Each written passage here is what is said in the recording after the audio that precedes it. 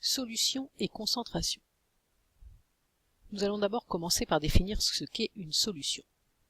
Une solution est un mélange homogène obtenu par dissolution d'une espèce chimique qui peut être sous forme solide, liquide ou gazeuse dans un liquide. Par exemple, un verre d'eau et de grenadine forment une solution. Le mélange est homogène car on ne peut pas différencier l'eau et la grenadine à l'œil nu. Pour réaliser cette boisson, on a dissous la grenadine dans de l'eau. En chimie, cette grenadine sera appelée soluté et l'eau sera appelée solvant.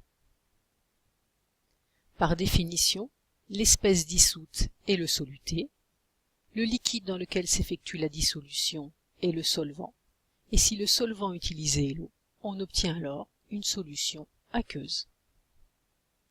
On rencontrera deux types de solutions. Celles-ci vont dépendre de la nature du soluté.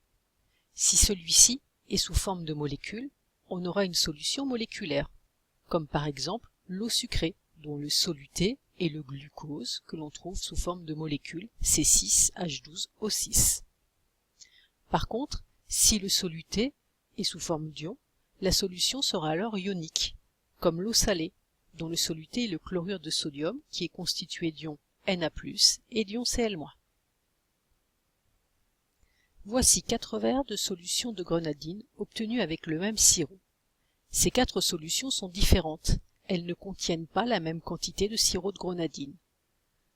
Elles n'ont pas la même concentration. La plus foncée sera celle qui est la plus concentrée. La plus claire sera celle qui est la moins concentrée. La concentration d'une solution va dépendre de deux facteurs. Tout d'abord, la quantité de soluté que l'on aura utilisée. Ensuite, du volume du solvant qui sera aussi utilisé. On pourra calculer la concentration massique d'une solution à partir de la quantité de soluté définie par la masse de soluté utilisée exprimée en grammes et du volume de la solution qui lui sera exprimé en litres. La concentration massique sera alors égale à la masse de soluté divisée par le volume de la solution. Cette concentration s'exprime en grammes par litre. De la même manière, on pourra calculer la concentration molaire, avec cette fois-ci la quantité de soluté qui sera exprimée par la quantité de matière de soluté utilisée en mol et toujours le volume de la solution en litres.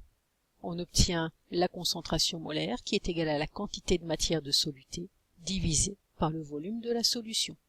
Cette concentration molaire sera exprimée en mol par litre.